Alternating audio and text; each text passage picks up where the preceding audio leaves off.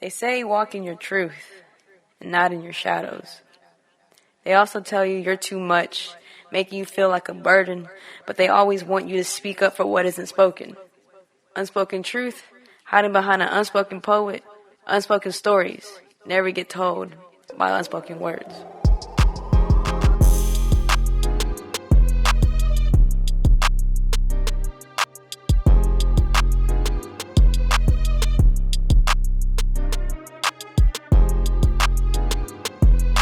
Yo, what's good? It's your girl, Becky the Poet here. Welcome to the Unspoken Words podcast. You guys, thank you for tuning in to this week's episode. It'll be episode 105. I know last week should have been on 5, but we're going to talk about that today. All right, we're going to go into the poetry section. All right, it's actually my poem. Kind of wrote it back in November 11th. You know, just one of the little freestyle poems that I had and I wrote down. Nothing that's like this is just a rough draft. So tell me if you like it. If you like it, I can make shit happen with it. Let's fucking go. I'm a ticking time bomb with pent up aggression, with so many questions, tired of depression, loads of frustration. I guess I'm a mess with tons of stress. You see, they don't tell you this, that when you're younger. They don't tell you this, that when you get older. They don't tell you this, that when you're struggling, fumble, fall on your sword, burn both ends of the candle, boom, there it goes. That's all I got so far on that one. If you like it, comment, text me, DM me, and be like, yo, that shit was dope. Finish that shit. Run it back one more time. Perform that shit. Do a video. Like, something with that shit. It ain't shit, but it's good shit. You know what I'm saying? But thank you guys for listening. I'm getting back in my poetry game just because there's been a lot happening. You know, pan whatever last year. This year is get back on the grind. Stop being lazy and start hustling and bustling. Is that the phrase? I think that's the phrase. So today's positive affirmation is, I allow myself to grieve and then let go. For all you don't know who don't follow me on Instagram, been feeling a little bit down and out. Feeling a little bit depressed, to be honest. Some say the word depression is just a label that you put on, just like a label you put, right? But yes, I've been sad, been angry, been upset, confused, going through the stages of a loss. So for today's topic, I do want to talk about how poetry is very therapeutic to me, which is the reason why I got into poetry, which is the reason why this podcast started, which is the reason why poetry is my passion. You see, I think at a young age, I suffered from like losing family members left and right. Like I lost my grandpa at a young age to cancer. I lost one of my great aunts. She was like the best great aunt ever. And I lost her to not even cancer, it was like some type of like lung ordeal, you know? And at a young age, going to funerals, I've said this multiple times, in Asian culture, in Lao culture, you know, when you're going through a week of grieving and you have to do these ceremonial things to send someone off, you are told not to cry. You know, even at the funeral, when you see that body in that casket, you're told to like not cry. If your teardrops hit the casket, in the spirit world, they say that the spirit can't go, like they'll be worried about us here, you know? And that's just the hardest thing to just even keep in. Because when you're young, you're like, oh crap, I lost my grandpa. Like, what are we supposed to do, laugh? No, you don't laugh. That's horrible. Dark humor here. But in overall, like, especially like during this time, I never would have thought I would lose somebody to a damn virus that's affecting this whole world, right? You know, like I hear people all the time, you know, losing people. I didn't realize that it was gonna hit home, you know? When it hit home, it became a serious thing. I started like not going out anymore, being hella cautious of like even stepping into a room full of like 5 people, you know? And I think losing someone with this virus hit harder. I lost my uncle, you know, last month or so. And then I lost my cousin, you know, and that shit was like different. During the process of it, going through this with months of them being in the hospital, I was already prepared. Like it's gonna be dark, and you're gonna think like, damn, like why were you hoping for the worst? You know, it's not that I was hoping for the worst. It was just that at a young age, you are prepared to have a funeral. You are prepared for the worst, just because my family's gonna tell me not to cry, right? My family's telling, why are you crying? They're not suffering anymore. I get it, right? I totally get it. and then processing every bad news, processing a small slight of good news, you know? It was just one of those things I was like, all right, so they're at this level, but I know tomorrow they could be down here. And I started writing poetry again at that time. And it was just kind of like things like, you know, you bring it up with your friends and family a lot, and it's kind of like the same conversation over and over again, you know?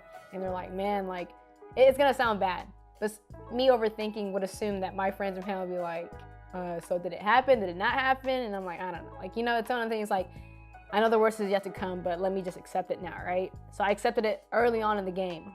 So early that in fact that like when I heard the news, I kind of like wasn't shocked.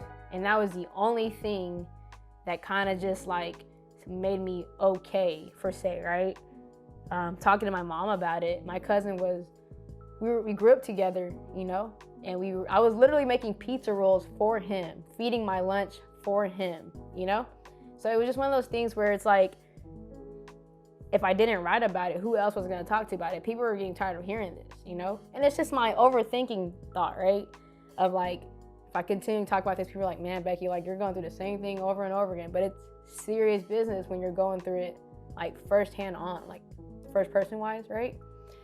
So I started writing about it more and more, how this virus was horrible. My freestyles for National Poetry Month was like all about my cousin and dealing with a loss or preparing for a loss or missing you or wanting you to get better, something like that, you know? And you know, you have like the stages of grief of being angry, you want to blame somebody, you accept it and you're like okay with it, right? But I feel like we recycle through that stage over and over again until you're finally like, all right, I've had enough. And my cousin, his sister gave me the opportunity. I joked around about it though. I was like, let me write a poem for him at his funeral. And now it sounds bad because, you know, I never ever want to be the highlight of anything, let alone to say this was a great poem, right? But I felt like because he knew I was a poet and he's never heard me perform before, you know? And I just had these emotions. And I was like, I felt like I was kind of his sister just because we grew up together. Like his mom babysit me from back in diapers, you know. So we built these memories at a young age. So like, I think reading that poem at his funeral helped me get through the process of him passing. It's weird because my mom, you know, my family doesn't know what's going on. Like what I do, I have a radio show. They think I'm just rapping on stage, which is kind of the same, I guess you want to call it. But my mom's like, whatever you were doing up there, they say you were talking too fast. And my mom's like, well, I just told them that you were just probably talking too fast because you're trying to cry or whatever, which is true. Like, you know, any poem I read about my family, I always cry is because like they're tough poems, you know? And so in general, if you're a poet and you write poetry, you know, make sure you just write for yourself and don't care about no one else's, you know? Because at the end of the day, poetry is for you, you know, and the stuff you perform is for your audience. But the stuff you write for yourself, you know, it's therapeutic, it's journaling, it's like free therapy, you know? It's better than punching a windshield. Jokes, pause. Nah, all right, cool. But for someone who's going through a loss during this time, you know, and you're a poet or you're using poetry or you write, you have any type of therapeutic mechanism, right? I have 3 advice for me to you. And this is the things that I use to go through it. Cry as much as you want. I literally cried at my friend's house, on the phone with them, telling them every news. Cried before work, after work, during work. So cry as much as you want, alone, with people, but let that out, because if you don't cry, I just feel like you hold it in. And when you get to 10 years later, you just break down and fall apart. So cry, feel it, go through it, you know? And number 2, even though I said before that I became a burden, I felt like I was a burden, I still want you to talk about the situation as much as you want. Sometimes talking about it 100 times brings clarity to what happened.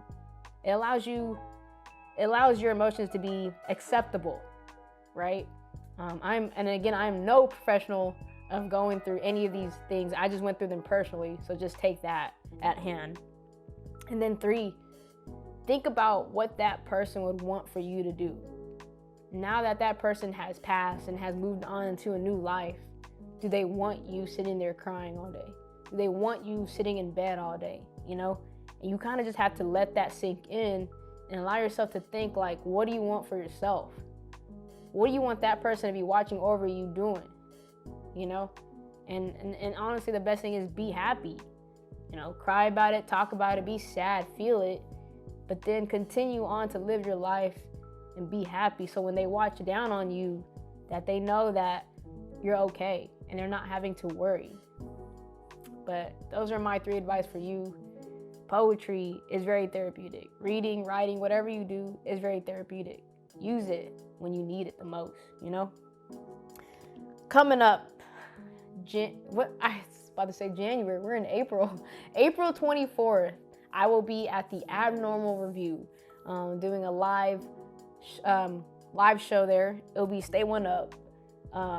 Check it out. Come out if you want. It'll be at Salon Aura, Aura.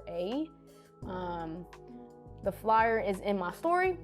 If you're listening to right now, go to Becky the Poet on Instagram or Unspoken Words Podcast. Check out the flyer. Be there. Show some support. It is still National Poetry Month. There will be poets there, singers, and it's a whole different type of show. It's not your regular poetry show or music show like that. It's different. It's called the Abnormal Review. Before we close off this episode, I always like to close off with one positive thing for you to leave with as you're driving or listening to this or wherever you are. Call your family members, your friends or family, and just tell them you love them and just tell them you appreciate them and make memories while you can. You know, at a young age, taking photos of every little thing was kind of like rude, or I don't know how to explain. I don't know what the word is, but it was just so much of like, why are you taking photos of your food? Why are you taking photos all the time? Blah, blah, blah. But now I see why having photos is a necessary need. It's a memory, you know?